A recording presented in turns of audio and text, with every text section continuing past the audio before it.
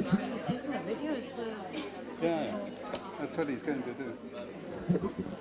But how this will be? Hello? Can you all hear me? Is it because I'm shouting or is it because the mic is working? It's working. It's okay. Okay, thank you very much.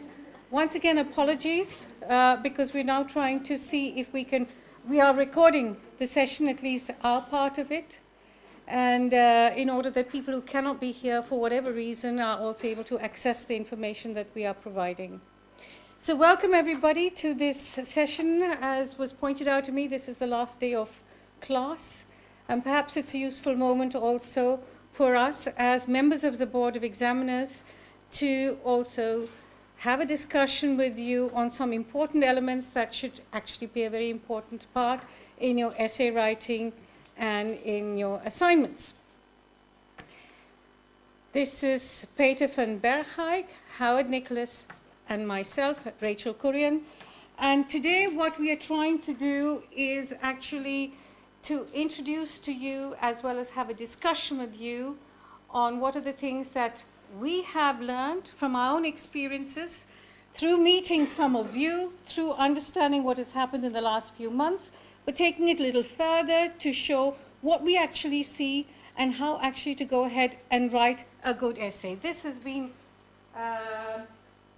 given to you earlier. Oh, yeah, sorry. So procedurally, we'll go in the following manner. I will just give you a very brief introduction on why we're actually doing this, basing it really on what has happened in the last few months. This will be followed by Peter, who will give a more structured discussion on how we use the Turnitin software to identify the different kinds of problems, let me put it like that. We will have a break, and then we will follow it by Howard, who will give you some ideas on how to actually write an essay without immediately resorting to the Google and to copying paste. In other words, how can you develop your own argument and your own essay in a way that lets you avoid some of these problems that we're talking about. All right? Now, if I might go, why is the Board of Examiners involved in this? And that is because we have full responsibility actually for the whole examination procedures, which includes, amongst other things, also issues of sloppy referencing and plagiarism. What do? What we do is when the scripts are given out to the course leaders, we ask them to actually correct the scripts through the software which is existent, which we use, the Turnitin software. Now, the Turnitin software shows some things, and if there's a problem, it is alerted to us by the course leaders. They do not apply the penalties themselves. All they do is tell us, hey, there's a problem, please check it further. They can make suggestions on what they feel it is bad, worse, but ultimately it's given to the board. What does the board do? It looks into it and sees whether it's a relevant issue, is it a serious problem. It then invites people, where necessary, to come and meet with the board. We discuss the different issues with them. Ultimately, then, we send a letter to the individual student indicating what has been the result, including whether there have been penalties, what needs to be done. The resubmissions, if and when they come in, are rechecked by the board, and then, of course, sent back to the course leaders and the normal with the penalties applied. In other words, what we try and do is to ensure to keep a record of how the different students have gone across the board, and we apply the penalties in order to ensure that there's a level playing field. That is, one course leader is not allowed to make an extra penalty as opposed to another course leader. We ensure that it's the same. Minimally 2 of us sit in each of these meetings. So that is assured. So we take this job very seriously, and we are very careful to see that as far as possible, justice is and fairness is applied.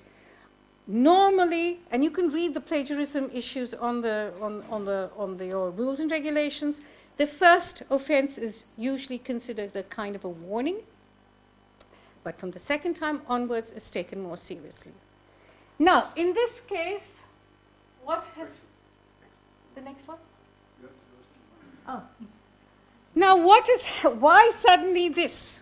Because, in fact, all of you have done your courses on academic skills, you've all done your referencing, and you've all done your quiz. Unfortunately, for reasons that we're not quite completely sure about, instead of our normal average of 4 to 6, maybe 10 kind of deep discussions with students, which takes over a full calendar year, we've had an enormous increase. And that has made us certainly worried, particularly, well, for our own self-preservation, because it means so many meetings, it means so many resets, it means so many hours of work. But more importantly, it is a real concern that these are happening in spite of all the efforts made by the academic skills staff, as well as writing, as well as the quiz. What has actually happened? So that was our concern. And next, as I said, it's over all the courses. So I want to highlight, anyway, what we have found out, or at least what we have observed from our discussions. We've said, some of the people, most often the issue is, oh, we did not know. This was really wrong. And as you can see from here, I'm sure you can see how familiar you are with it. I'll repeat it for those, because of the recording. It's the first time we're actually putting this into practice. Yes, we always ask them, did you not do the quiz? Yes, we've done the quiz. Have you passed the quiz? Yes, we've passed the quiz. So why are you doing this? Well, it's the first time we're actually putting it into practice. We forgot it, and so on and so forth. The time pressure. There are too many exams, too many scripts we have to hand in a short period of time. It was just, I mean, that is often put. There is a certain kind of a pressure that, in other words, we want to do well. We have to do a prestigious job, and maybe we feel that is a way of doing it. The author expressed exactly what I wanted to say. Huh? And so actually my ideas are the same as that of the author, in effect. And after all, the author is good at English, maybe English is not my first language, so why not use it? Huh? Actually, it's my own idea, except that there's somebody else has expressed it in nice, colorful ways, and in a better way than I could ever do it. Group work. We worked as a group. Now that's quite interesting. We worked as a group, but somehow, as you will see, the system picks up when individuals of the group present identical work. We all encourage group work. It's one of the pedagogical things that are being supported in this institute. But that is not the same as writing identical essays. But of course, it's very natural. I thought it first, somebody else thought it first. I was the original author, somebody else wasn't the original author, but the original author did not submit it first. So the first person has got out of the system, and so on and so forth. I didn't mean to cheat. I think in many cases it's a genuine enough excuse, but not really very valid. I was unwell, and my friend helped. Solidarity, it's very good, something to be appreciated. But if it comes out and it's caught by the system, it's not acceptable. That doesn't mean, by the way, if it's not caught by the system, it's acceptable. That was not what I meant to say. Okay, just don't do it. You want to say also something about people who did not ask for an extension, because there were many people who said that they were under time pressure and sick, and I think we also should tell them that they can ask for an extension. Yeah, I'll just come to that, but I want to also mention that the friend who helps you and you who have been helped by the friend, if you are caught out, both persons are guilty of fraud. Be very careful about that. the friend who helps you is also as guilty. So do not do that. And recall that both are fraud involved in it. Yes, coming to the time pressure was clearly a factor. And as Peter said, we have had people who said they were ill, time pressure, and so we submitted some things, and all these aspects helped. Remember that the board is very much sympathetic to the fact that all kinds of force measure or unexpected things can happen. You can fall ill, your computer can break down, maybe something else. Moodle falls down or doesn't work. All these things do come up. And we emphasize, please let us know. We are always, if we judge that the situation is valid, and usually if you're sick or something, we might require some documentation, but some sort of information to us that there is a reason why there's a delay.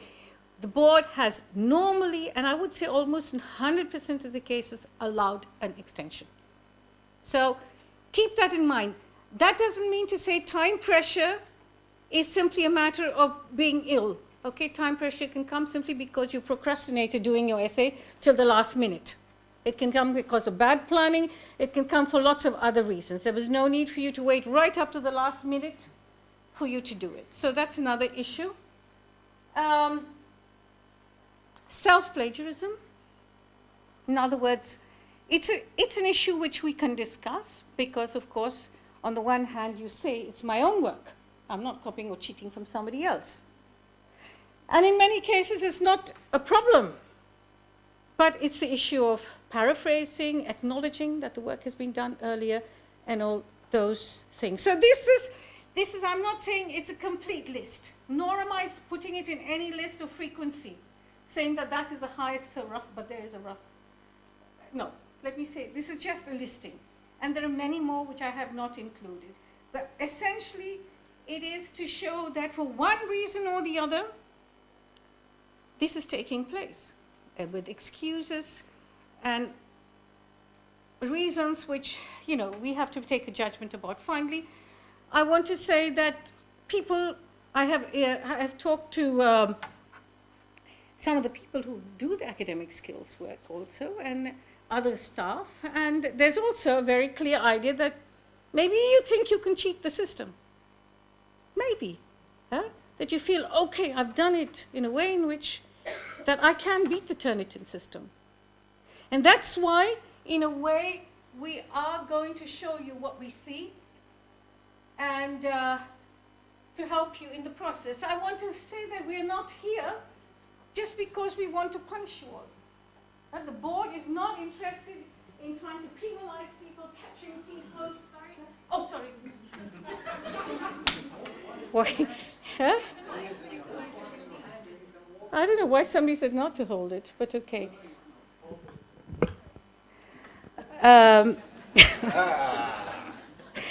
So the board is not really interested, apart from its own self-interest of spending time and effort and energy on this. What is important is that we're trying to help you. We're really trying to make sure that you are supported in your future work, in your understanding, not simply within the institute, but also when you go beyond the institute. But more pertinently, within the next 2 terms. And it is in a way part of what the ISS holds as promoting academic integrity. I think that's all, no, Peter?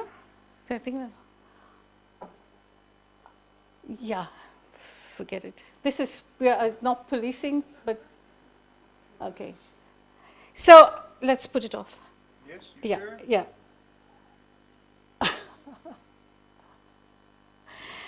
So I want to end this very brief introduction, which is largely based, as I said, on our own perceptions and worries, and our sincere attempt to try and guide you in the future on how to do your essays in a way in which lives up to the standards of academic integrity.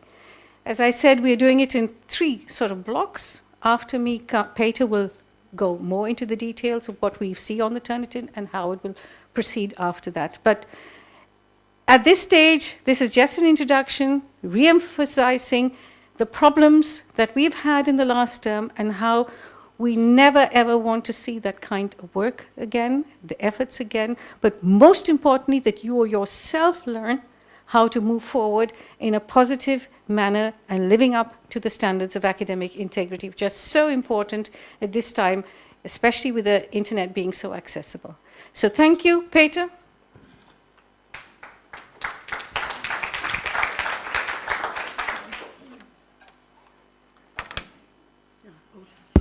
Hi. Are you ready? Ready. Are you ready? Ready. Are you ready? Ready. Okay, so we're going to have fun class, right? Because I'm going to talk to you about plagiarism. And I'm going to talk to you about this seriously, but I'm also going to show you a lot of these cartoons and other things that will help you to think in a different way about plagiarism, because plagiarism is not simply about using the same sort of words, but also about stealing ideas or using ideas from somebody else, and then you say it is your idea. And that's something which is not acceptable.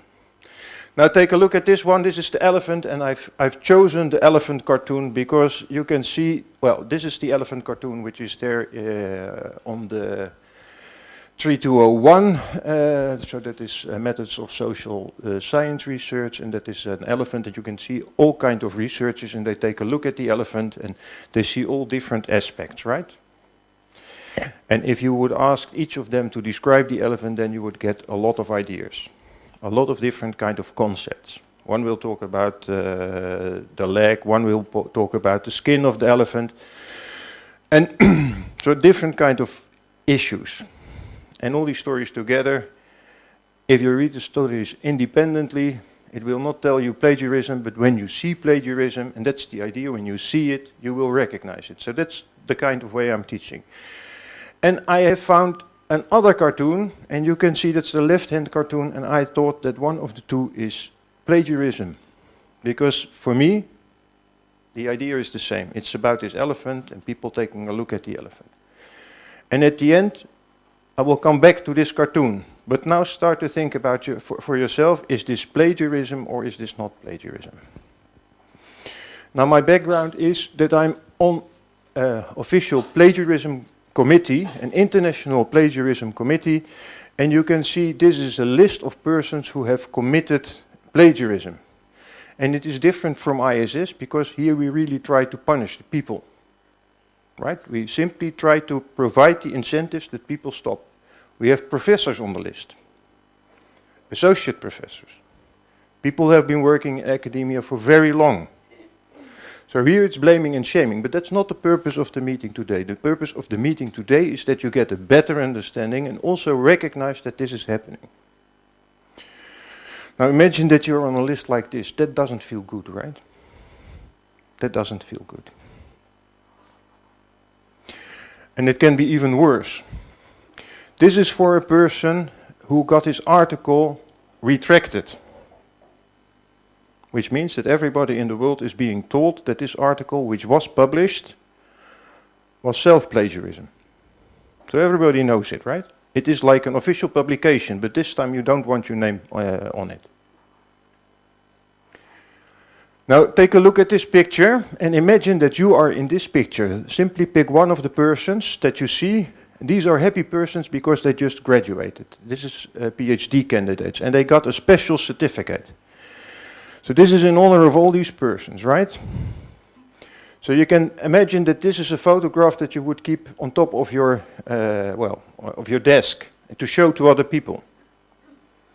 Now one of the persons, Professor Swart, he became a professor, that's the guy over here.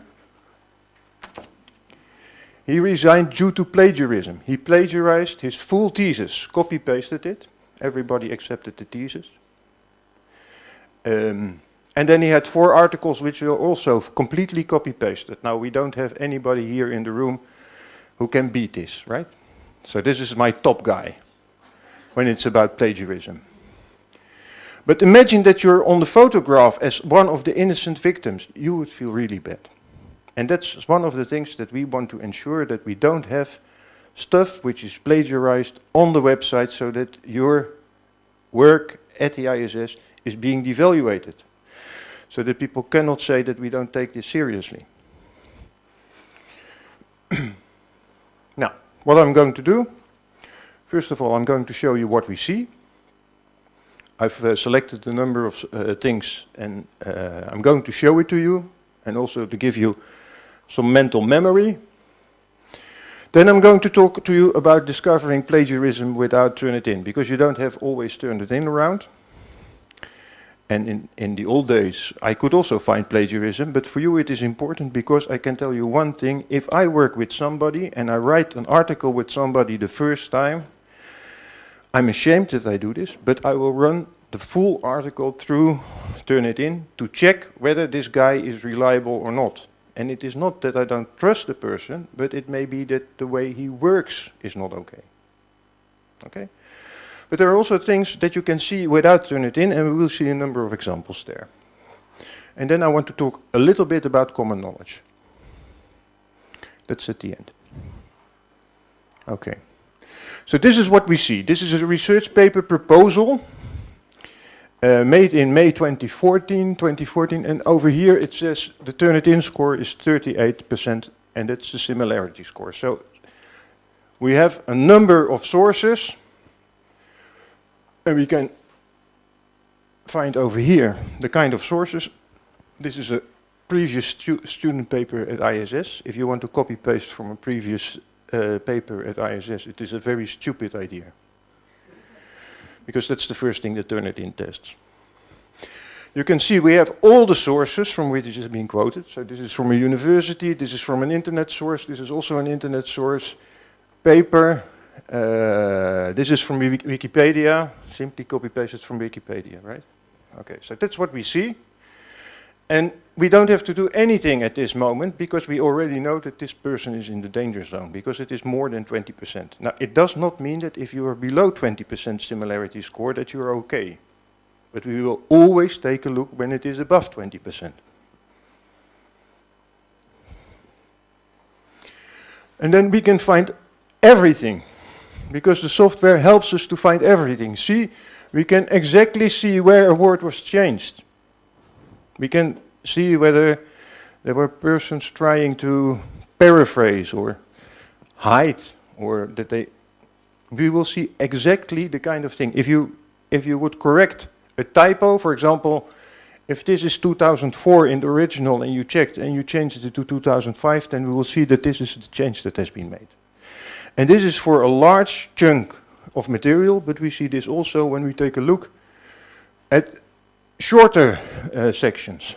And you can see over here, this is the source that is picked up over here, this is the source that is picked up over here. So this is what we get. This is what everybody gets at ISS. This is what the lecturer sees when he opens your paper. Yeah. I'm looking at this and it's highlighted are considered. Sorry. My question is, I'm looking at this, right, and the second thing that's highlighted there is are considered. It literally, I'm yeah. Okay. So, you're looking here. This is where you want me to say something about? Are considered. It's two. Okay, so, no, yes, but what the software does is it takes a section and it compares all the words and highlights all the words which are in this section. And if you have paraphrased this part, for example, over here and here, and here, and you have made little changes, or you took out a word, you said instead of since you make because, then it will not highlight this word, but it will highlight everything which is the same. The Board of Examiners is not completely stupid, so when we get something like this, we will check it against the original. So we really check one by one whether this is the case or not. And then, for example, sometimes people copy and it is about fishing, and then they replace the word fishing by hunting. Right? So it's a different topic. So it will come out, everything is the same, but fishing is hunting. And we take a look and we can see whether it is not, whether it's the case or not. Of course, some of the things which are reported, but everybody who has been talking to us when it was about plagiarism, we have explained to them that sometimes you will get things back which are similar, like research paper for ISS. Well, that is everywhere, right? And the supervisor. These are things which are also reported and we simply ignore it. Or if you were to copy econometric tables in a format of, for example, the software that is used here at the ISS, then the tables will all be the same, but the numbers are different. And it will give a high similarity score. And we take a look at it and we say, no, this is computer output and there is not a problem. Or if you have properly referenced and you have a long list of references, then it might also turn up and we take a look at it and we say, no, this is simply properly referenced. Sometimes you even have quotation marks, but the quotation marks are on the left-hand side double and on the right-hand side single. So then it will pick it up, right? Then we take a look and then even the Board of Examiners will say, no, this is properly referenced. So you can be sure that we are not blind and not walking as stupid fools what comes out of it. The only thing I want to do is to show you what we see, right?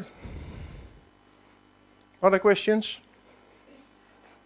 Good. Now, this is when we have explained to you that something is ad verbatim. It means one for one. So you can see this is a full section which has been copied.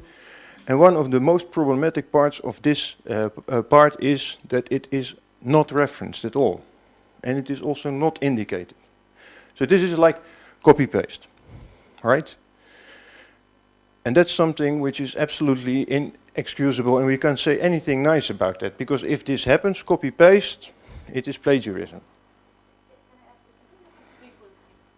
Frequency means the frequency by which it occurs, according to a large set of lecturers. This is the frequency in which this kind of behavior has been observed. Not with us, but in general. In general. Okay? So take a look. Two different persons, the same joke. Exactly the same joke. Right? 1981, 2005. This is not something that Turnitin can find, but this is something that we already can find with Google at this moment, right? And it is amazing, right? Who wants to make exactly the same joke that somebody else has made before, 24 years ago? It also says something about the issue, of course, about which this cartoon is, but you can see that people are ready to steal.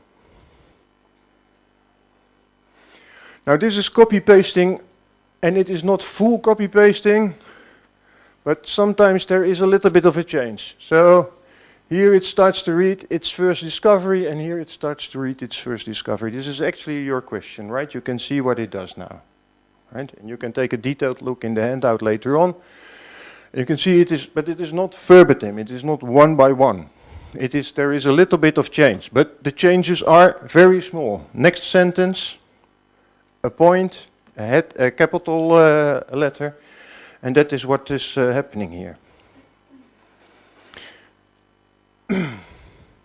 This is from the Romanian Economic Journal. This is a paper by a professor. And you can see the part that he copy-pasted from somebody else. This is worse, because this is a very good journal. I published 2 times in this journal. I did all my best to publish in this journal. I will never go to this journal anymore, because they simply don't check for plagiarism, right? And you can see what a large part there is. And this is one of the guys that we caught. So you can see that it occurs also later on. And this is the reason why I always check with people, when I work with people, whether they do things like this. Now, since you know that you're not allowed to do copy-paste, many people do use synonyms or rephrasing. So this is the first thing. Take a look. Since it's discovery by non-indigenous people, it's difficult to pronounce, right? You indigenous, so you make non-native there, right? Okay, so this is find replace. You take a look and you find synonyms. It is still plagiarism because you use the basic text. It will turn up and we will take a look at it. This is not like paraphrasing. Paraphrasing is saying what is in an article without repeating it. Now for us it was easy, because in the old day we had to type every word on the machine, right? Tack, tack, tack. It made a nice sound as well. What you do is you have something from the internet and you can use it directly. So for us, we would have to invest time to get all these words that you take from the internet in 1 second and put it in a paper. I would always try to shorten it and write down what this really was about, because it would save my time. But for you, it's much more easier. So we had it more difficult, and in that sense, also it helped us to to stay away from this kind of behavior. This is called retweet. It includes the proper citation, so that is okay. It's not hidden that it is from another source, but it is too close. Typically what you would get from your supervisor or from your lecturer, when you give a paper, he would encourage you to take a little bit more distance from the sources and to trust in yourself. Don't use the words over there. Now this is an example of rephrasing. So first take a look at the left-hand side. And the joke is good, right? Then take a look at the right-hand side. Oops.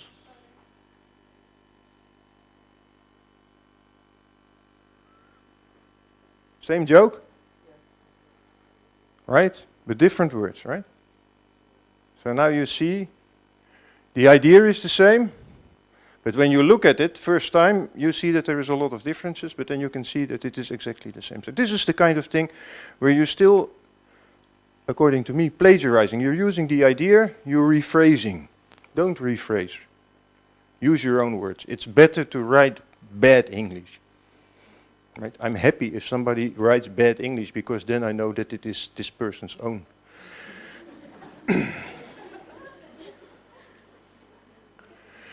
And then one of the remarks that struck me really was somebody, I showed this, we showed an example, and then the person told us, yes, but this is quilting.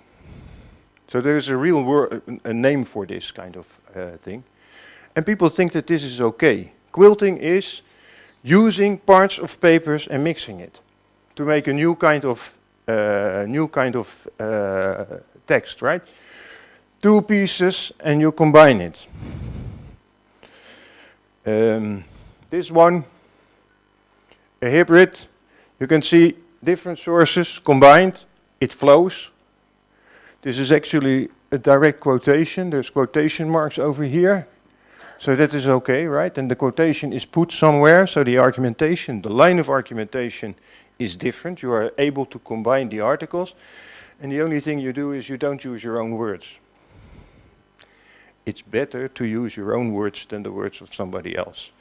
I only quote people when I really want to show how stupid they are. Then I give the quote, and below the quote I will write how stupid they are. And otherwise I don't quote people. I will give reference to their ideas. I will give the references. I will discuss it, but I don't use their words. Because even if I write bad English, it is better than what they've written.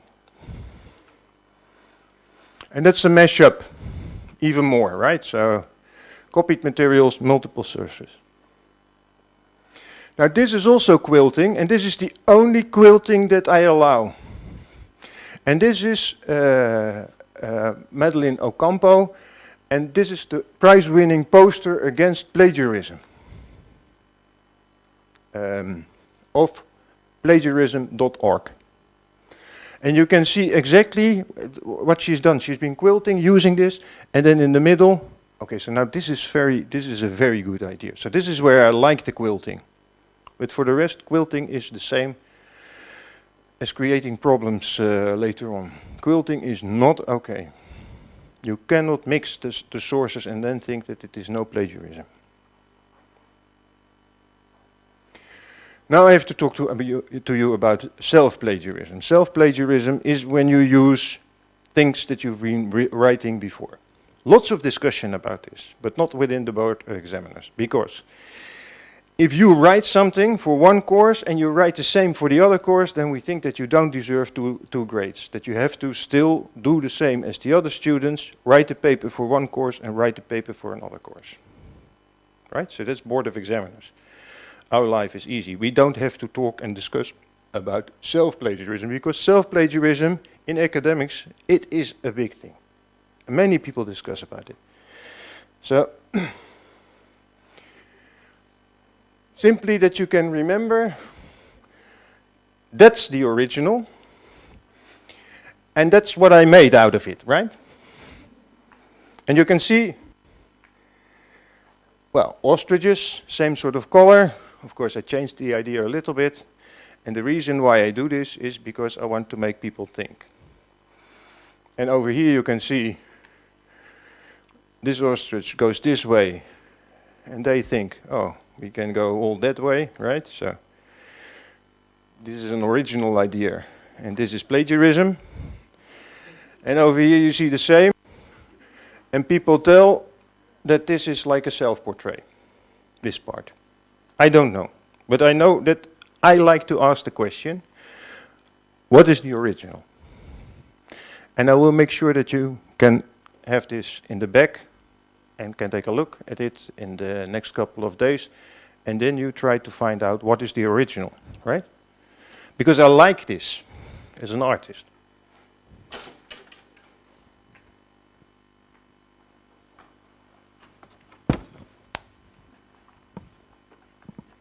Is this the original, or is this the original? Right? And you can take a look at it later on. Because I want to make you think. Because many people think that they cannot be an original. But once you've read something, and you have read a lot, and you have an opinion, and you write it down, that's where you are original. And you don't have to worry. Don't be afraid. Okay? In many courses, we're being encouraged to explore certain aspects of what we're going to be wanting to write about in our RP in the culminating essays. And so in terms of self-plagiarism, where does that fit in? That's up to the supervisor. I don't care. If you come to me and you say, I want, in a term 3, right? I want to find out something, I've written this, is it okay when I bring it in? I said, it's okay, but put it in the preface. In the preface. So you put it in front of the RP, you say this is also part of a course, and then it's okay. It's acknowledged. But it is up to the supervisor. Is it clear to you? I mean, I'm not saying word for word including an entire paper, but a lot of the thinking that... Yeah, no, it's yours. It's yours. It's yours. No problem. And so we cite ourselves from No. the previous paper? No. But if you use a chunk out of a paper, like you want to copy-paste because you wrote it so beautiful, that happens with me as well, then the thing you have to do is to acknowledge it. In a reference? Well, what I would do is, at the beginning, where we always have the foreword or the preface, that's where you write that this, you write something about the course and that it is also a reflection of the coursework. And also in the reference. And also, if you're quoting, if it's a question of saying I've used these ideas earlier in my 4203 or whatever it is, you have to say that. These are ideas developed, and you have to cite whatever you're doing in the reference as well. You can also do it in the preface if you're doing it, but don't forget it will come up. When your papers go through the Turnitin, you cannot be double marked for something that you have written. Yeah? Not to confuse everybody, but we've been teaching students that if something is published, it should appear in the references. Yeah. And when it's unpublished, as in unpublished essay work, it should appear in a footnote. It's okay. So As long as the references are there, and we know from where it has come from, and you acknowledge it, that is what is important. I understand the mix-up. Sorry? Yeah?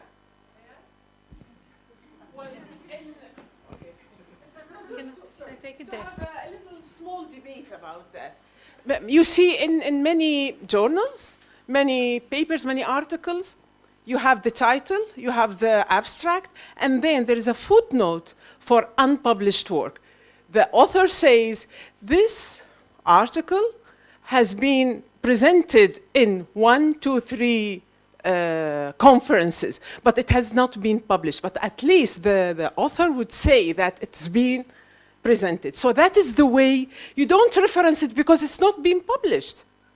They don't reference it's not been published, but they refer to the work as being presented somewhere else. Clear? Can you handle this? Not in the references. It's in the footnote.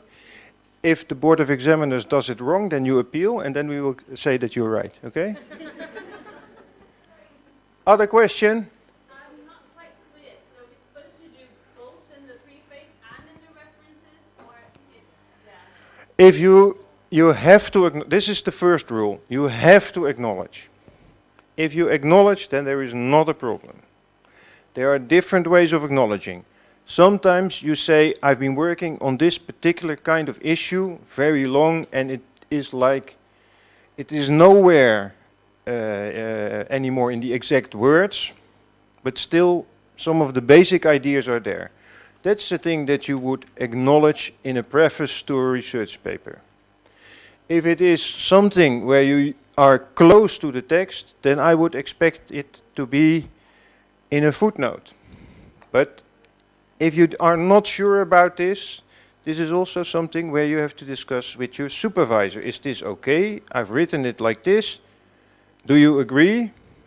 And then that is helpful. And I'm not going to tell you that you have to check this with me, right? But you can. Okay? Good. Anywhere where there is a copy-paste, inverted commas, and acknowledgement. Yeah. Anywhere where you're using words which are word for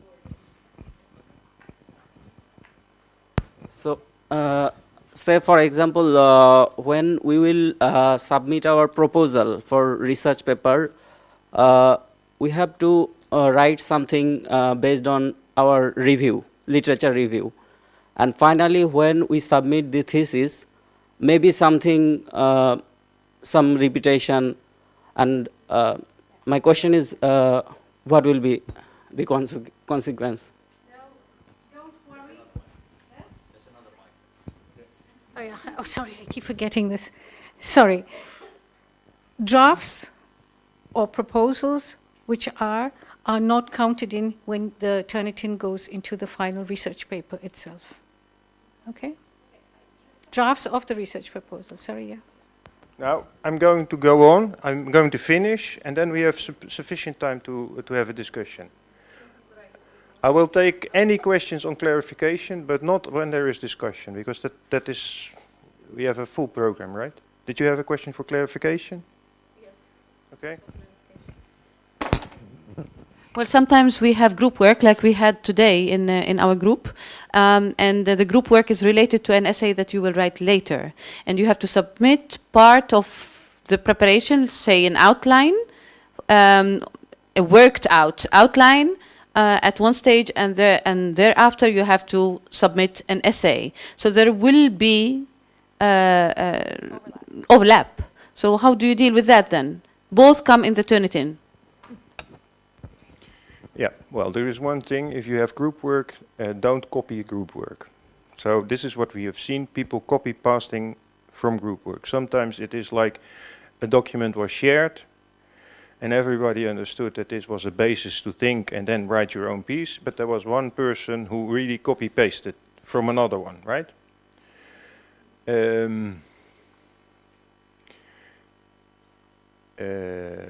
You can imagine that there is some sort of an overlap. The reason why I do this and why I want to give the presentation is because I talked to my daughter. She is a bachelor student. She has to write her first essay. She says, "Daddy, we all got the same articles and we have all to write about the same question. What do you guys do to avoid duplication?" And typically we rely on the human capacity to use their own words and their own way of structuring the debate. The closer you stay to the wording of the group work, the less you have performed individually, and the more likely it is that it is going to be picked up. And then you are lucky because we are not computers. We will take a look at it and discuss it also with the lecturer and see if there is a reason how to treat these similarities. And we have had these similarities, right? And we have made the distinction between people working together and people really copy-pasting. And if we get you copy-pasting from somebody else while it was not the intention, well, then we think it is a more serious offense. That's okay? Okay. If you want more information on the group work topic, we can discuss it later.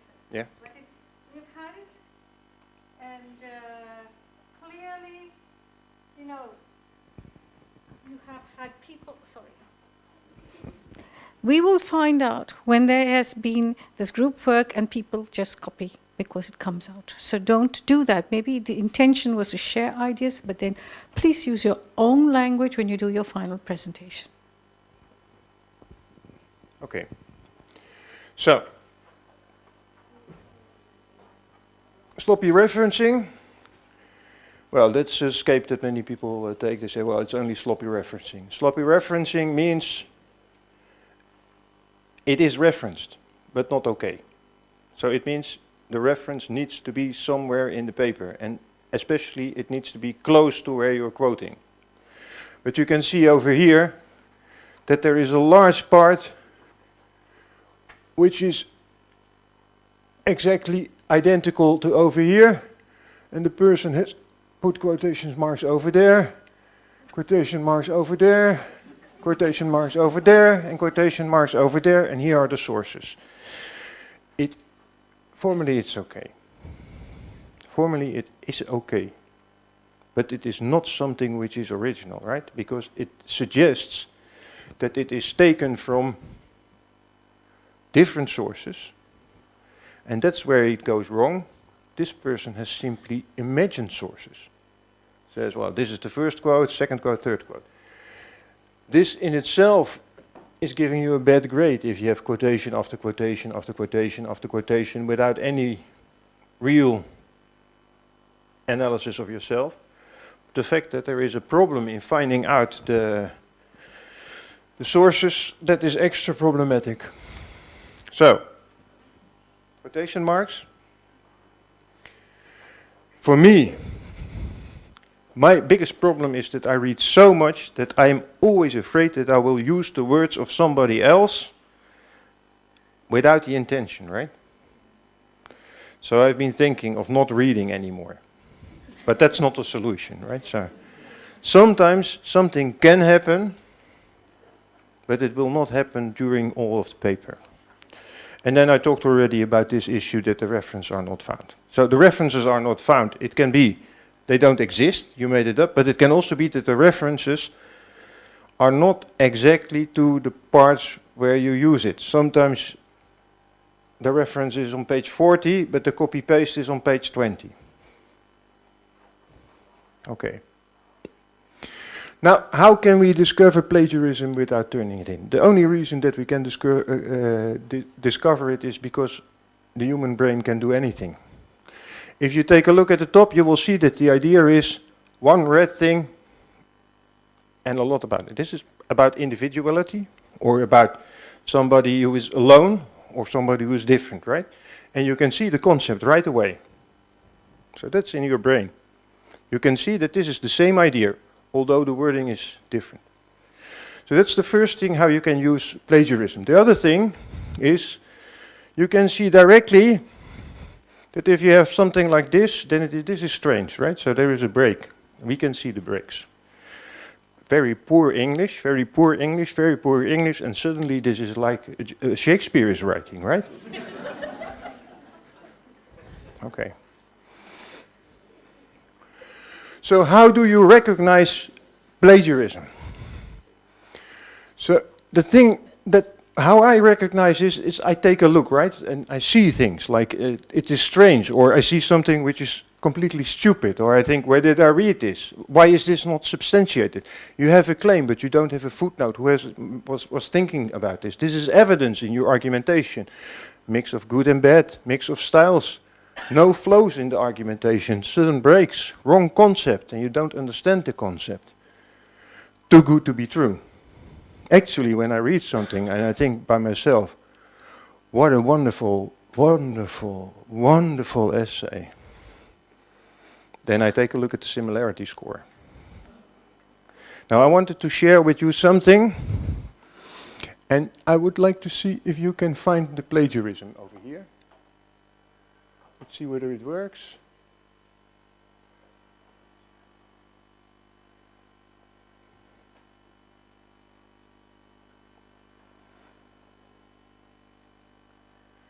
You have to take a very good look.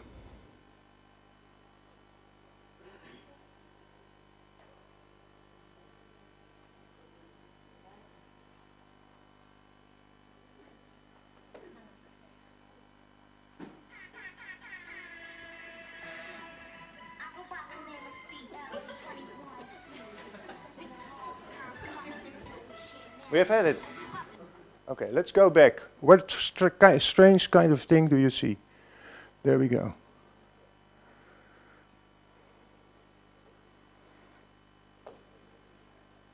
It shouldn't be there.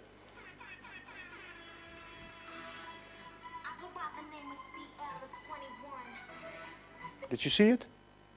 No? Again.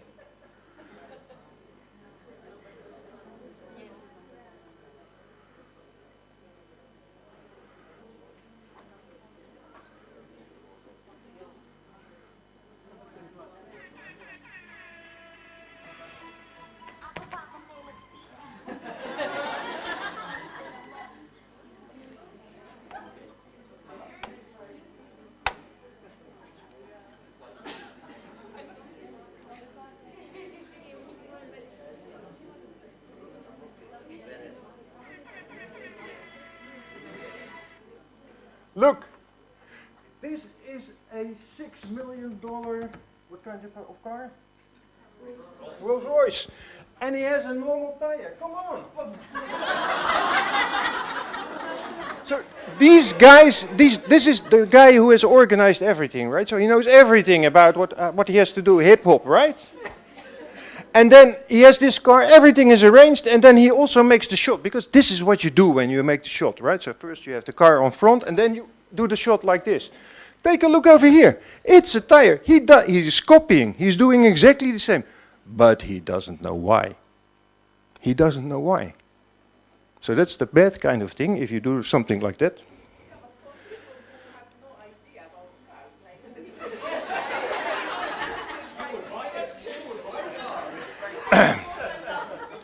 So, this is not, I'm sorry, this is not about cars. This is about hip-hop.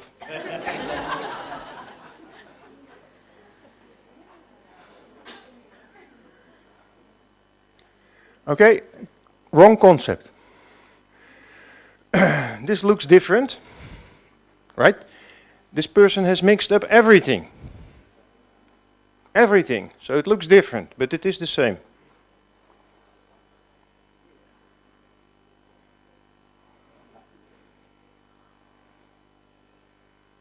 See? So mixing up, putting it in a different kind of sequence, it doesn't help you, it doesn't get you. And sometimes people will recognize this directly also in text. Now I wanted to tell you something about common knowledge. So this is somebody who is definitely trying to avoid plagiarism, right? And it is not necessary because sometimes things are common knowledge. And you don't have to use different kind of words, right? Now,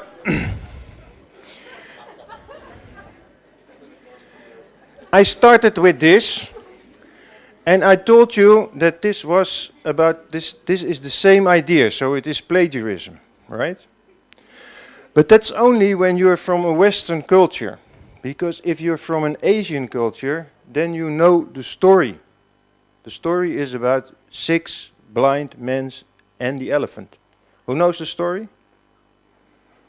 Okay, so these blind men, they take a look at the elephant and they report to the king, and they all tell a different kind of story, because one was taking a look at the tail, the other one was taking a look at, and you see it over there. It's a spear, it's a fan, it's a wall, it's a tree. Now, if you go to the internet,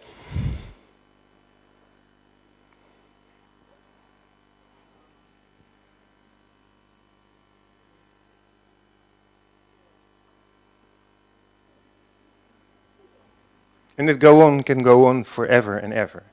So that's common knowledge. So it looks, to me it looked like plagiarism, but when I took a very detailed look, I found out that there is some difference, right? And for me that's interesting. That's something interesting. And that's why I take every case as, in plagiarism, as an interesting case. And you can see that even if I have a conviction at the start that it is clear plagiarism, I will always give people the benefit of the doubt. Now, there is still one question that needs to be answered. What is wrong with this presentation? So, first of all, did you like the presentation? Was it boring? Did you learn something? What was wrong with the presentation? The car. Other things that were wrong with this presentation. I have not said anything about the sources. Come on, this is full out plagiarism. I've ripped them. Right? So that's why it says wrong is right. We will have a break. Possible? We will have a, let's say, a 10-minute break now. We'll have I know you want to ask questions, but Have those straight up. we can, and then you'll have to tighten it. You'll No, if there are any major questions, we will have them after the break. Otherwise, we'll have Howard's presentation on how to. And individual questions can come here now. Yeah? So please, 10 10 minutes. And next time, you know how to write a good essay without having to worry. Please come back.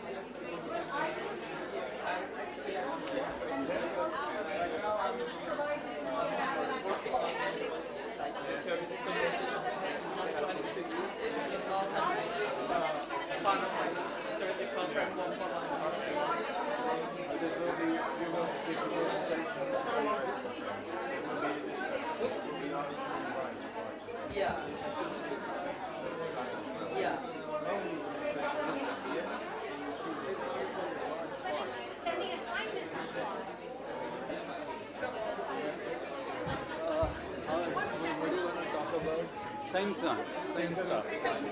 You guys don't need that because you've had it. And also the tutorial, so you know. Anyone who is asking the questions doesn't need it. I mean, Sorry? There's the paradox here. Right? Well, I said anyone who's asking the questions is probably not going to. I mean, some really don't know. You know, we have that experience that people think they know what to do.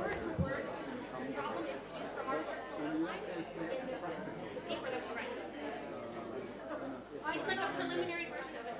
Don't get the main point. You're in trouble. I'm not going to do that. Same stuff. Same stuff. Yeah, exactly. That was my only question. Because we have seen it. You've seen it. I mean, I've just changed the slide. Yeah, we have seen it.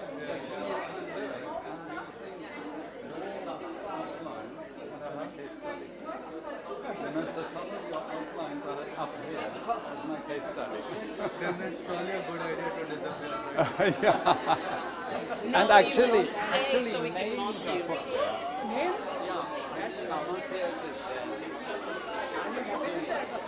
We're going to criticize it. We just had a This class is on the marks sort of and crap criticize you it. get. Maybe you've highlighted it as well. No? I like the name on my here. No, actually, I sort of, what I did was I changed the wording a bit because some of the wording was, difficult. The idea, people, the general idea for writing essays, but, you know, it's fine.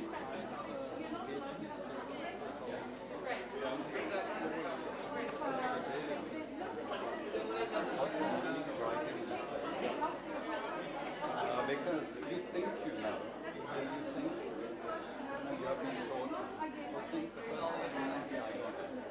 Second time, yeah, now I really got it. It's like that only. It's really, it's like the study sheets, it's the same thing. And it takes time, you have to work with it, you have to have confidence. And this is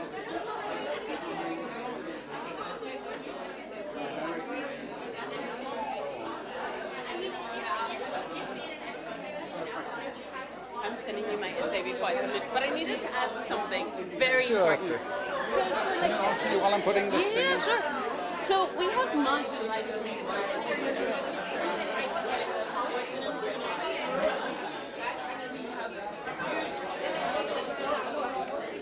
So, and most of it happens around exam periods. They feel like it's important to cut our internet during exam periods. So we had the same problem last term. And what I actually ended up doing is I submitted my assignments past the deadline, Yeah. but just a little bit after. But I didn't have time to review it or go through it like one time because I ended up having to sleep in somebody else's room in Doris and all these other things because we don't have. So the problem is it's difficult for us to ask for an extension and say, well, listen, we have terrible internet, but now we have an internet box that sort of kind of works, but doesn't really work, but doesn't give us access to some of the journals that we want. Because if you present that to the BOE, I mean, to what extent are they going to give us an They will. I mean, all those extenuating circumstances are taken into account. Like, not this year, but last year, I remember there was a real problem with the internet. We gave carte blanche extension. Because I think most of us But just... you need to make sure that you write to the BOE.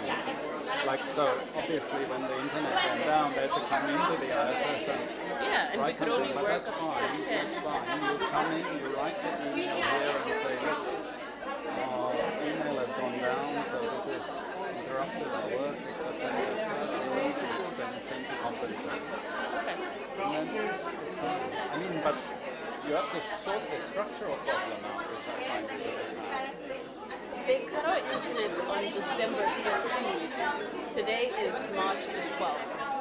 And we still don't even know when they're planning to fix it. Now apparently they've got cable in, but we don't know if it's a permanent fixture, temporary fixture. And even when they got the cable in, I only found out that the cable was working because we went a whole night without internet. They're like, well, you should have used the cables, but nobody told us that they switched on the cable. So We tried. We're in ring strike with yeah. Well, at least those who can. The self-funded students are in ring strike, but even that's not changing. So I don't know. I think this is an incredibly bad issue. I think somehow or another there must be a forum in which this will happen. I find if you have things like this, how on earth can you concentrate on your study? I don't understand. I mean, ISS historically through emergence of fixes, Martin is aware of it? Yeah. And he's the one who actually then suggested that perhaps we could go on with what we did want to be doing. So he said it's a good idea. Because before we were very nervous about taking action against the ISS. Does everyone in the ISS know about this situation that you're on strike? Yeah. Because when it started, there were other issues going on. And so we had a meeting with people just to kind of find out what was going on. And these were some of the issues that came up. Because people had a lot of housing complaints. So we had a meeting with Michelle, and Michelle basically said, there's nothing you can do to help you, we're really, really sorry. So like, can you cut the rent? So the only reason why our rent strike is semi-approved now is because we spoke to Frank, and Frank said, listen, I understand why you want to go on rent strike. I can't allow you to pay 50%, but maybe we can negotiate on that. They still haven't got it back to us from back to us. So, I don't know. But at least you have taken and scholars who support you. Yeah. Well, I am the president, so that helps. So yeah. Anyway, thank you. Next time we'll just write an email and then sign it and send it to you. No problem, you use it for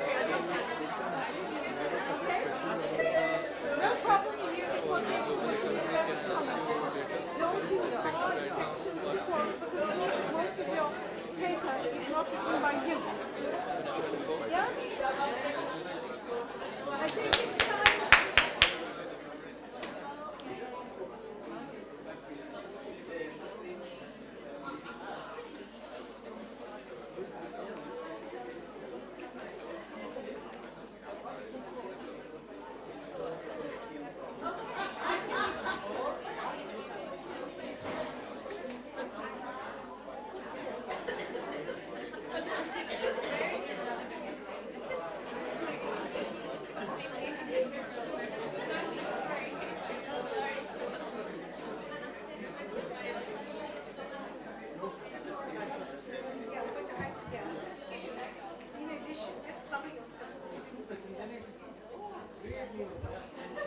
Hello?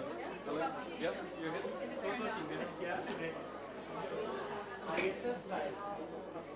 Hello? Yeah.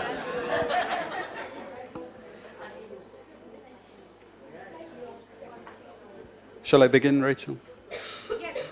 Chief?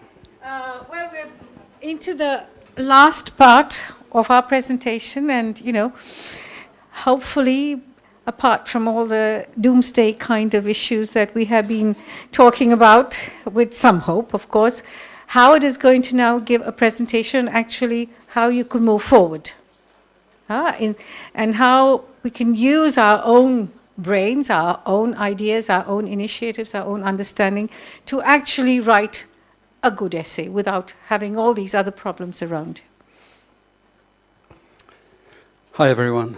I'm so sorry it's so late in the afternoon. Friday, attention span must be down to 5%, is it? Yeah. Okay, breathe deeply. Now it should be okay. Okay, I'm going to try and limit what I say. The first thing is, those who have done 4, 2, 3, 3, remember, you don't need this because we've been through it, but just for you, I've also changed some of the slides, okay? And then the second thing is I'm using them as guinea pigs. So things they did for me in terms of outlining, I'm presenting to you as bad practice. 4233, you want to still stay here to be embarrassed? Okay, so I'm grateful to them. And I'm going to preface all of this by saying something that may piss off my colleagues, but I have to say it anyway. And that is that I've noticed over quite some period of time now a deterioration in really the whole academic environment. Lots of universities. Hello? You see, this is what happens to me. You remember that's what happened in 1103 as well. I'll do the other one. So we actually know that plagiarism is a problem not just at ISS, but it's a growing problem everywhere. And I actually don't blame the students. I don't blame the students as cheats and this and that and the other. I think it's this enormous and absurd pressure to publish. You know, it's really ridiculous now. And we impose a lot of pressure on you as well to write and be quick and write. So that's I'm prefacing what I have to say, because this is important also in the way you approach things. Because actually we're encouraging people not to think anymore. And this is a big, big problem. Okay? Just do it. Just write. Don't think. You know, I mean, you can see that. You know, academics are doing the same thing. They're just writing. Maybe they're not plagiarizing, but actually in many cases they're writing garbage. You know, and we actually see it. We see it. Students also see it. Okay, so this is my attempt at, you know, holding back the tide, as it were, and going back to like 30-odd years ago, where we gave people actually instructions: think first. Really think. Don't read until you think. Okay, it's a sort of very old Chinese proverb, isn't it? You know what's Confucius or whatever, I forget the exact proverb, but anyway, it's somewhere in there that you really have to start thinking again. And it's with that in mind that I give this instruction. And I do have to admit one thing. It was told to me by one of my students today. She had, I think she's been here a long time, and she has attended many of my study skills classes and also essay writing classes. And she says, at the beginning she thought she got it. Second year, I've definitely got it. Third year, no, now I've got it. Fourth year, she realizes every time she learns again, because now she's putting it into practice. So it's not something that is like that. You've got to really think and put it into practice. Okay, it's not going to come like that. And part of it is have confidence. Okay, because we're actually not very confident. We're very insecure. I mean, that's part of being a student, isn't it? Others have knowledge, you don't have knowledge. I'm very insecure. That's also why we want to use other people's language as well. So part of my message is also be confident. Okay, try and think, well, I've got a good brain, I'm going to do this, and I'm going to use my ideas as well. Part of this is, look, actually out there, a lot of people are just not thinking anymore. So, you know, you can make a difference by actually breaking that and starting to think. And with that in mind, I have a few basic tips. Okay, so one of my standard mantras, I repeat it. Guys, 4233, you remember I said majority of you will not answer the question. 10 groups, 5 questions. How many groups actually answered the question out of the 10 groups? Okay, I told them beforehand, you know what I used to bet with everyone was I give you 500 euros. 500 euros. Every single person in the class, I will give you 500 euros if more than half of you answer the question. It's very difficult. People just don't answer questions. They read the question and immediately internet. Okay? On the subject. On the subject. They don't stop and think, what is that question really asking me? They don't reflect on it. They don't talk to people about it. It's like this, straight away. Question is easy, straightforward. Let me answer it. 4233 people will tell you how many of them, we had the tutorials, and I showed them, how many of you really answered the question? Well, definitely less than 50%, you see. So again, for I think the 25th year, I saved my 500 euros per student, okay? I know I will never actually have to pay it because this is one of the greatest weaknesses. You go into an exam, you remember I've told you this so many times. You go into an exam, you don't answer the questions. Now here is something very important. You ever want to have a chance of appealing your mark and winning your appeal, if you haven't answered the question, you're already on a slippery slope. Okay, because no matter whether you have discovered the secret of the universe, you have merged all these four forces of the universe together in your paper, if you haven't answered my question, I'm going to fail you. Okay? Or let's put it this way, I might feel generous at that moment and not fail you, but you're never going to get a good mark if you haven't answered the question. And that's the starting point, is people rush quickly. They don't contemplate, they don't think, they don't talk to others about the question. Okay, so this is very important preparation. What's the main point of the question? That's number 2. Okay, because remember, it's either 2,500 words or 3,000 words. Okay, that's the normal limits. That's not a lot. But I'm going to show you the sorts of things that the students wanted to do. They wanted to describe the whole history of an economy. They wanted to compare it with 2 other economies.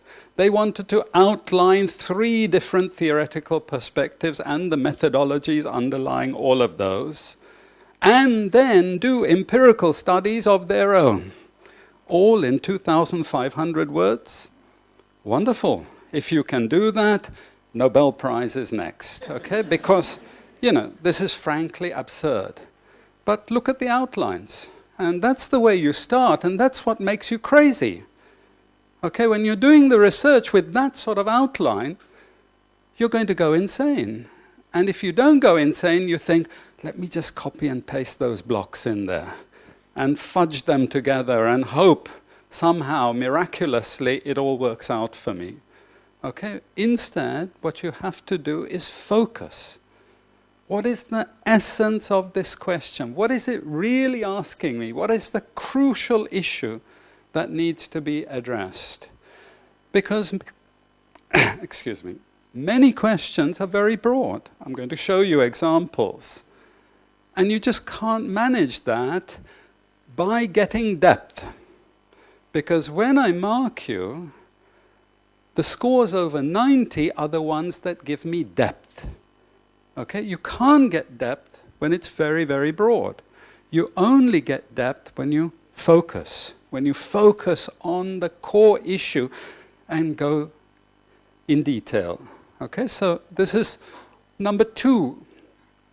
Number 3 is map out your outline. And here is something I repeat to everyone, but it does fall a bit on deaf ears, is use the lectures and the lecture notes as guidelines. You know, it's very sad to me. I think, wow, that was a great course I gave, you know, a bit of ego coming in here and so on. I think I really communicated ideas. I read the essay, I know it's the first internet search item, then second internet search item, third internet search item. Anything of my lectures in those essays? Nothing. It's as if people have never attended my lectures at all, you know, and that's the problem.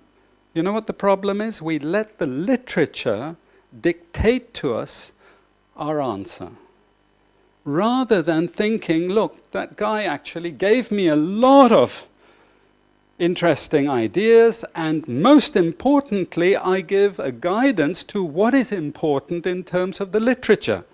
Who should you be reading?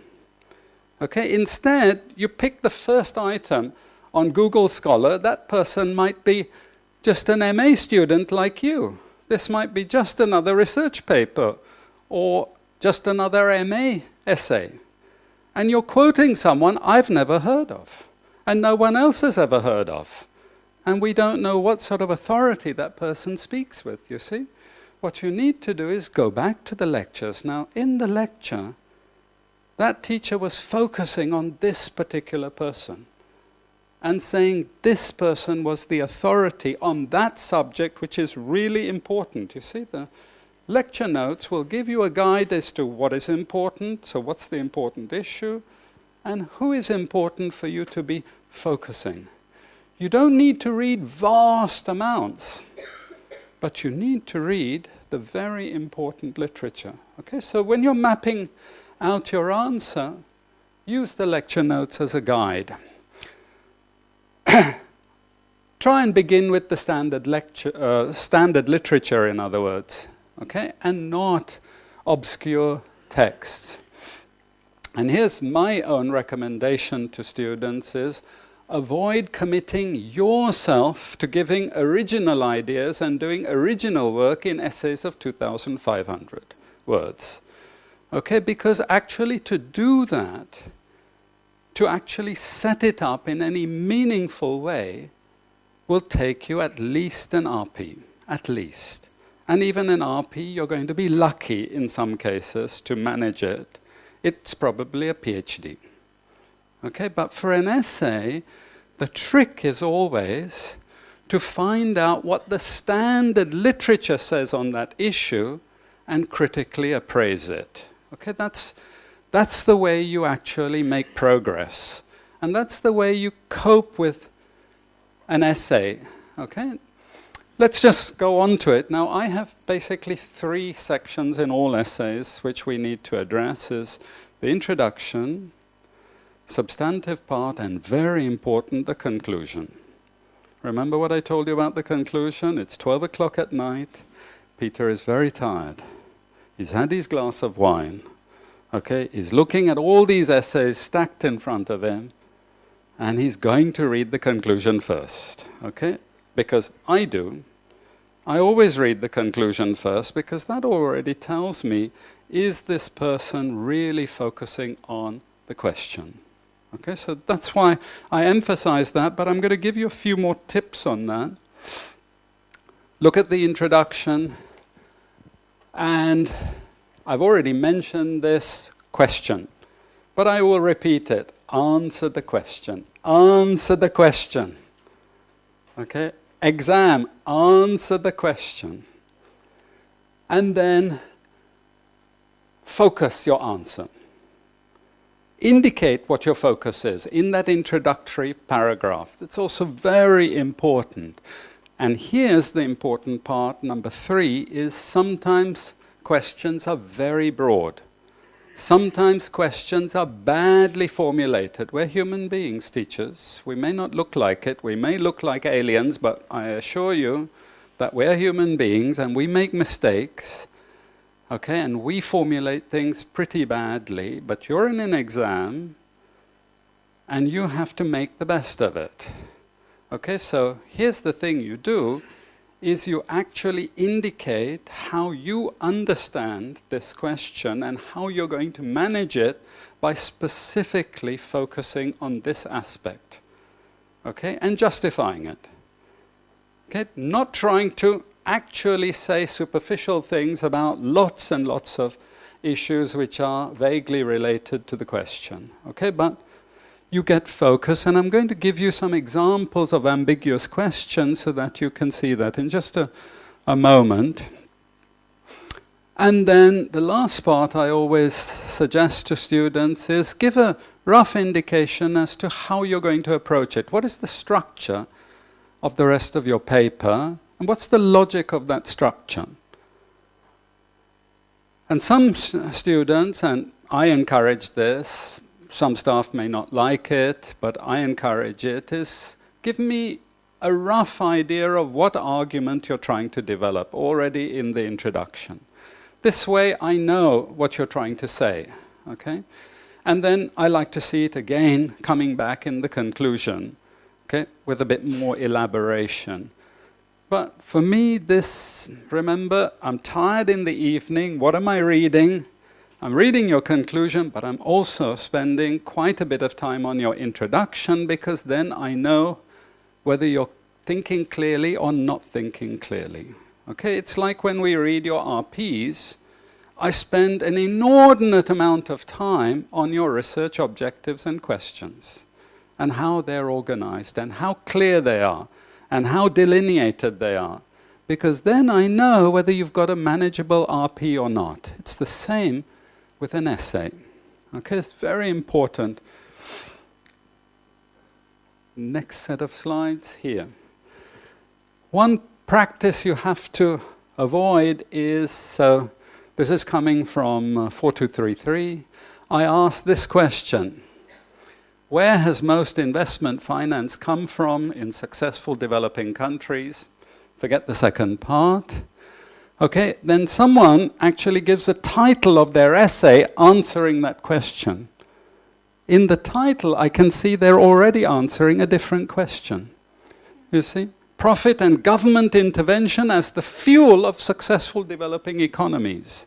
I didn't ask them to explain what makes successful developing economies. I asked them what is the source of investment finance. You see, from the title I already knew they were not going to answer the question.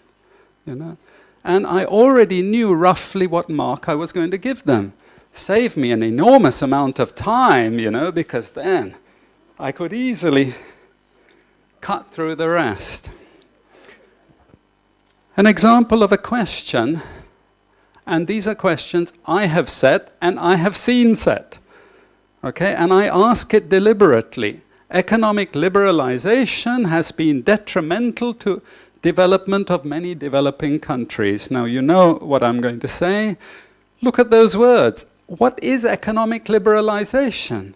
It's vast, isn't it? Is it product markets? Is it factor markets? Is it international trade? Is it international financial flows? We can go on endlessly. Okay, so how do you deal with that in 2,500 words? It's a miracle, isn't it, if you can do all of that? Then, to make matters worse, I use words like detrimental. What does detrimental mean? Okay? It could mean many things. Then to the development. Is development easy to understand? You've done your general course, you know that. Could mean this, it could mean that. And then to many developing countries. Who are those developing countries?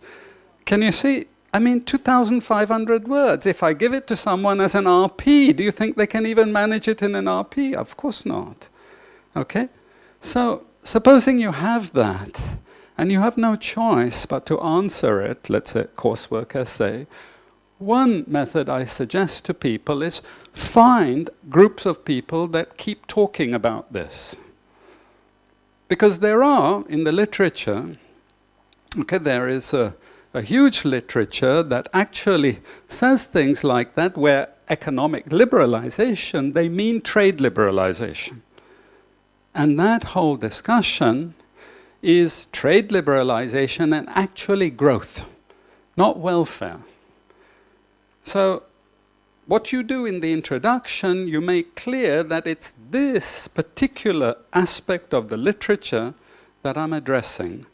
Because in principle, you make clear that all these different words would require you to do a very broad and unmanageable essay.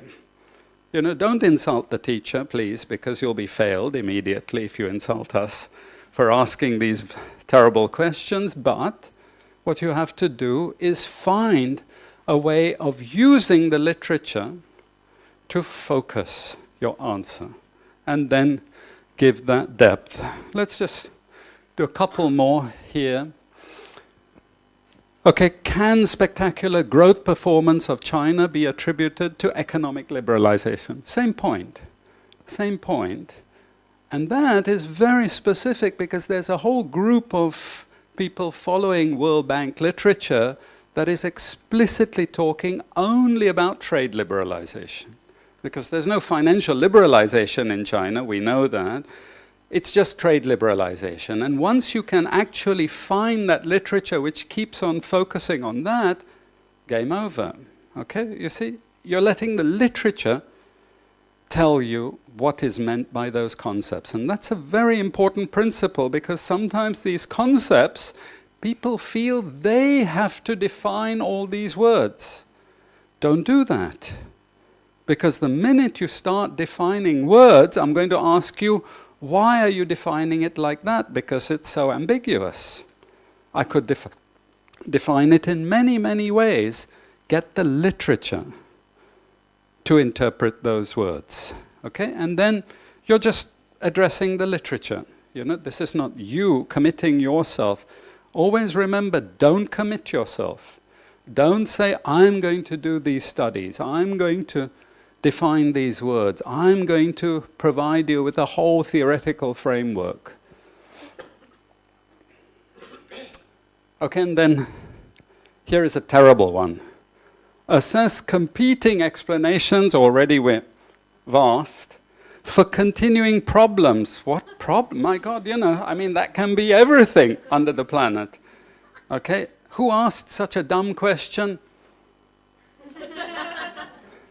I did ask it deliberately. I wanted people to actually try and do an outline to it. Okay, it's a non-assessable outline, but people tried without any statement before. So we had the seminar, and people had written things, you know, incredible things. I mean, they were going to cover everything under the planet, okay, all in this 2,500 words. And I then went through and asked them, really? You can do all of this in 2,500 words? Okay, what they should have done was said to me, this is not manageable, so I focus. Okay, so even there, this is more difficult. This is more difficult because, you know, how do you really focus? Because actually, you know, you can pick up almost any arguments and address them. Okay, so that's where it's a problem. Okay, let me quickly get on to the substantive part. And here, one of the great difficulties of students is to get to the point. To spend most of your energy on the key issues addressing the question. So what I have is always, this is a standard thing that makes, you know, like when you rub your nails on a blackboard, you know what that feeling is like, you know, you go, ugh. So when students say, I'm going to do a brief background on the history of the world, a brief outline of all the theories that ever came up, you know, on economics or something like that. This is an exaggeration, but that term brief, as soon as I read, I'm going to do a brief blah, blah, blah, I know this is blah, blah, blah. Okay, this is actual nonsense, padding. You know, not getting to the point. Procrastination, wasn't it you that used the term, Peter? Procrastination. This is standard stuff that we all do. We procrastinate. We don't get to the most important point. In the outline, make sure you have up there what's the most important issue and get to it almost immediately. Avoid giving your own views. This is again the thing. I am going to argue that. Okay, that's another standard line. I am going to argue that, or develop the argument that. For you to develop your own argument takes a lot. I'm repeating that. Okay, so these are standard lines I look for in the substantive part when I know students are then going to go astray. Okay, so brief outlines are part of that. Then try and use the literature, okay, and don't just select random articles from the internet. Okay, I go back to that. When you actually go to articles, have questions written down. Why are you reading that article? Otherwise you read line 1, line 2, first paragraph, second paragraph. It's 50 pages. It's 11 o'clock at night. You're tired. You know, how much are you absorbing? But if you read selectively, I need to read this to get this piece of information. Okay, that again helps you not plagiarize, because you've got your own structure, your own argumentation. You're just reading to reinforce your ideas and thoughts. Okay, but you're not reading for that piece to influence you directly and to condition your answer. Here, another important thing is when you present and say, this is a criticism, okay, sorry, when you present arguments, I often read, X said this, Y said this. This is not critical appraisal. Okay, X said this, I think it's a solid argument because of blah, blah, blah. The assumptions underlying this are this. Some of these have validity, others don't. Many people question the validity. You understand? I'm not saying X said this, Y said something opposite. Therefore, because Y says something opposite, that's a criticism of X. This is not acceptable. Okay? This is not acceptable practice. The same with empirical evidence. I disagree with that empirical evidence because someone else has presented another set of evidence. First, you need to look at the evidence being presented. How valid is that evidence? How did they get that information? Okay, how plausible is that? How does it support their argumentation? Then if you want to present someone else's evidence, that's fine. But it's not, you can't make counterfactual arguments like that. You can't say, this is wrong because I got some other evidence. Okay? So this is actually something that is very, very common. Many of the papers. Last section. Okay, now I repeat this many, many times, but this is out of, let's say, 20 years of teaching, I can say categorically that 20 to 25% of all essays have concluding chapters which have nothing to do with the question. Okay, and as soon as I read it, I know these people are at that 60 level and probably fail mark. Okay, as soon as I read that. And there, the main thing to do is to bring the main points you have made and show that you're addressing the question. So what is the main point you have made addressing the question? What have you found in your essay? It's easier said than done. You know, again, I repeat it over and over again, but how many times people just don't do that? And I show them and they're incredulous. Really? Did I do this? I'm going to show you an example, 4233. Sorry, guys, again.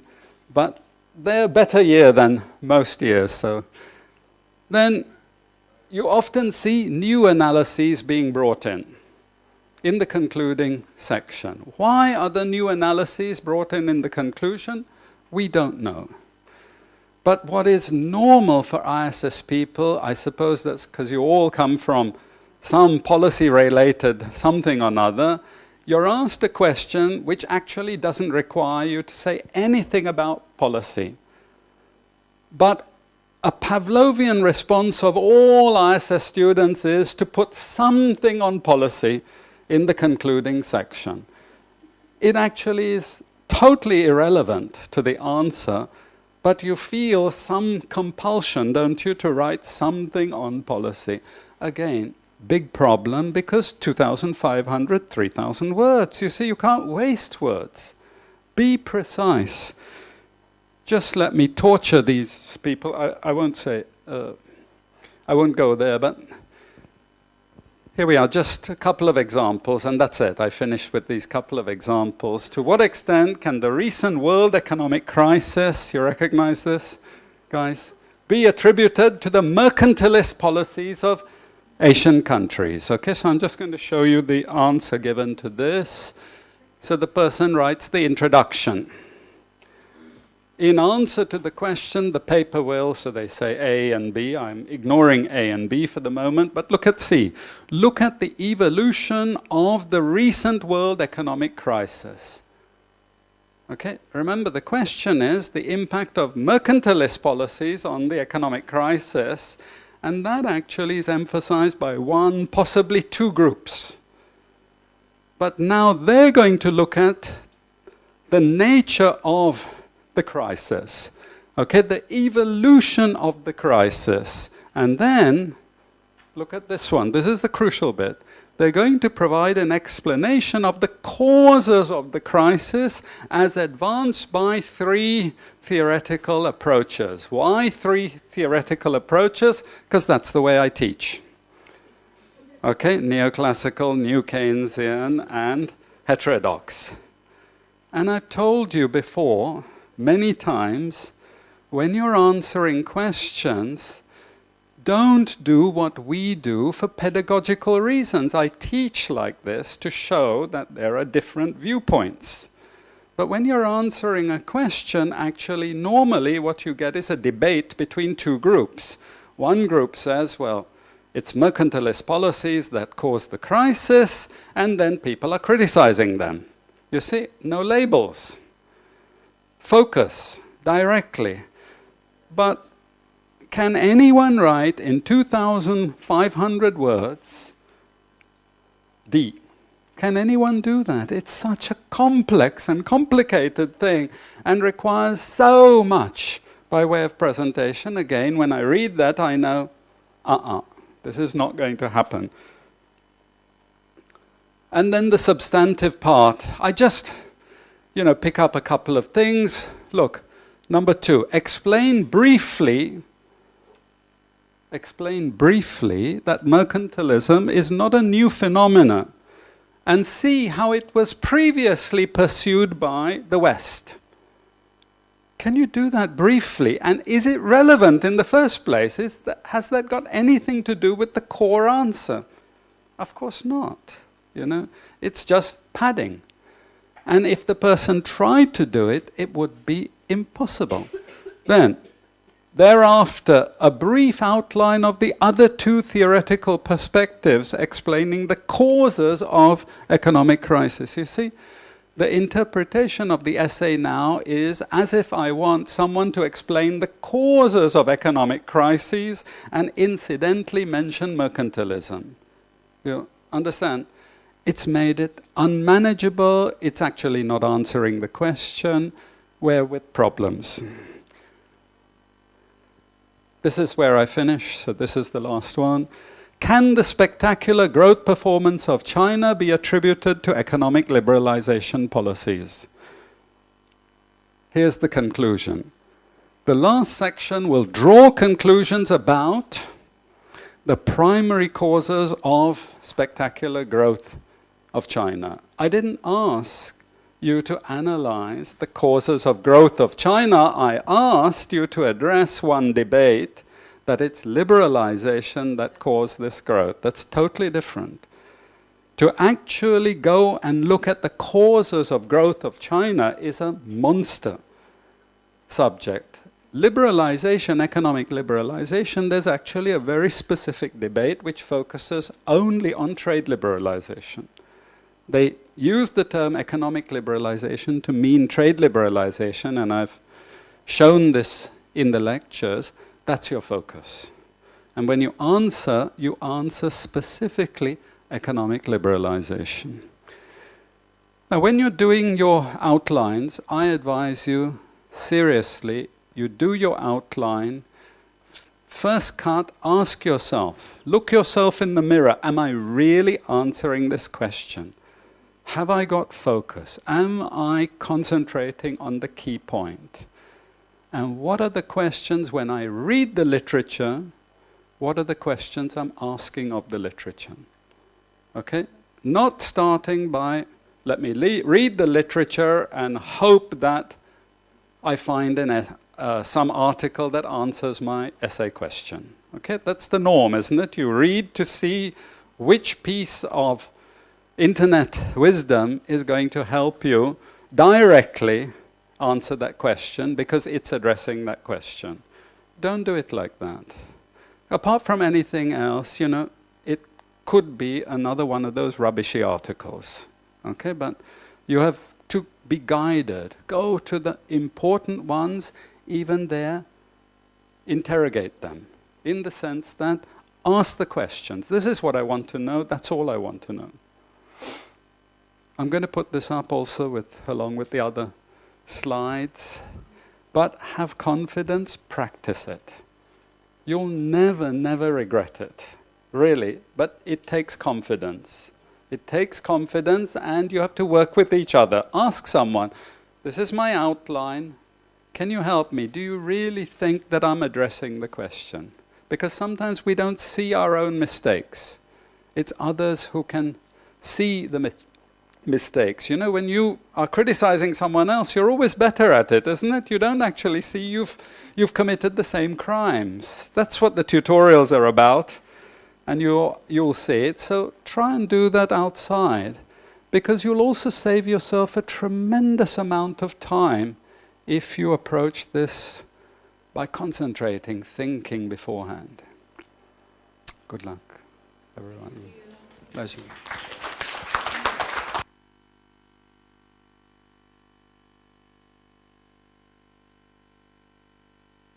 If there's only a burning question for the technical side. Are there any burning questions?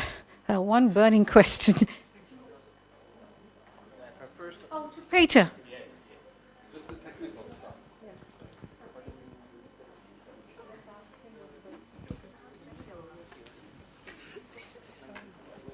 Are you ready?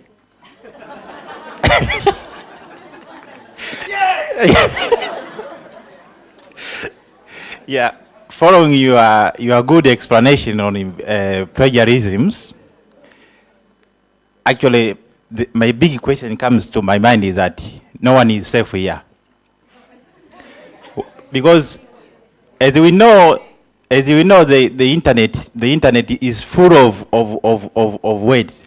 Even this word I'm talking here, if you put in 10 in it, they detect that I'm plagiarizing. So I fail to understand what should we do, because I can address the question as Howard was saying, I thinking that I'm using my own words, but if I submit my essay into turning it detects that it is from internet source. So because everything has been put into internet source and people are writing too much, and so we are not safe as a way.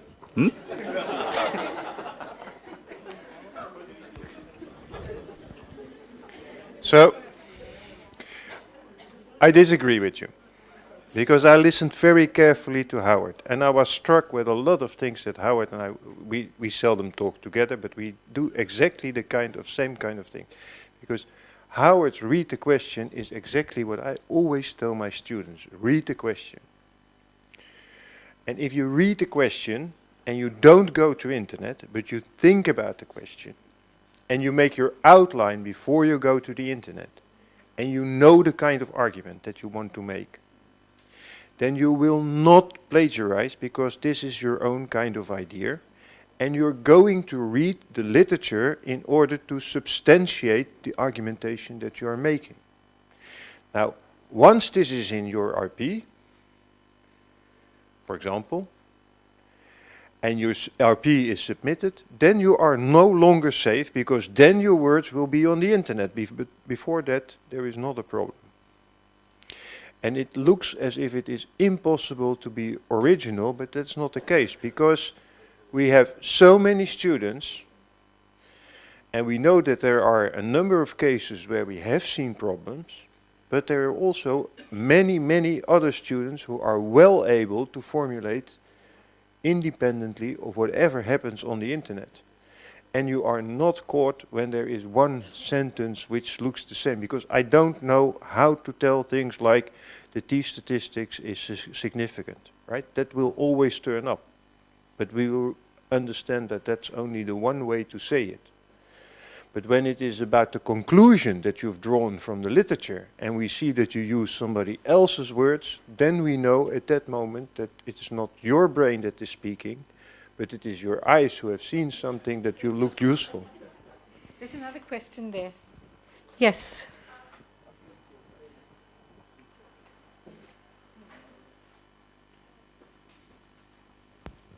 When Peter was presenting, he said he would prefer someone who uses their original words, even if they write wrong English, than copying and pasting something. I have a scenario where someone did that in an exam. It was not plagiarism, it was not anything. The argument was okay. Actually, it was not an exam, it was an essay. Everything was fine, but the grammar was not good. And the person was penalized. What is the way forward then? Because when the results came back, there's a comment. The argument is good, but the grammar is wrong. I'm just answering this. I think it's correct what you say, and it's a correct observation. And there, I do think that there are differences in staff, but the general practice and the general principle that ISS works to is that language should not make a substantial difference to the final mark that you get. Okay, so individual cases I can't answer for, but I can just tell you the main rule in the ISS, and therefore, let's put it this way, supposing you feel that you're really victimized only because of the language, and seriously victimized because of the language, you can appeal that. Because actually, the ISS's principle is that, and we do repeat that many times. Okay, so it's like questioning some other aspect of someone marking you. Okay, so this aspect can be brought to the attention of the Board of Examiners. You know, if you feel that seriously, and you know, if the person has made it a big point and brought your marks substantially down. Okay, certainly. On the margin, language is taken into account. I will not deny that, okay? And no one will deny that. But it shouldn't be so fundamental that, let's say, it determines pass or fail type. Okay? And that we would not accept. I know it's 4 o'clock, so I'll just take the last question. I just want to give you some information after that, so. It's just brief. Thank you so much for the presentations. I have a question concerning the percentage of originality. What's the percentage that you have before you have a certain mark deducted, and how is it worked out? This is a very easy question. If it is Hello? If it's 100%, then it's very bad, and if it is 0%, then it is very good. So that's the easy answer. Then, if there is a similarity score of 50%, then it typically means that 50% of the words can be properly referenced. Everything in the essay is the words of somebody else. Now, if a grader takes this, the person who grades takes this into account, then he will say, well, good references, but you should be more critical and take more courage, be more brave, and use your own words and your own ideas. For us, we require that staff reports on papers where the similarity score is in excess of 20%. But I read for my students all Turnitin reports, because sometimes a sloppy reference can be in a case where there is 5 or 6%. And I want to tell the student that there is sloppy referencing and to warn him at this stage, because once it happens in the RP, this is so really bad and shit, and everybody has been working, and then we lose a student, and that is really bad, and nobody wants to happen that. Right, so that is also why we are strict, very strict in the rules, because we don't want to see it later on in the RP. 20% similarity, if you're above that, then there will always be a report. So you will not get your grade. It means that the similarity score is higher. And if you talk to us, you will always get, so if you talk to the Board of Examiners, you will always get the printout where you can exactly see what has happened and you can check for the similarity score. I want to just in addition say that we do ask all staff to grade all essays via the Turnitin.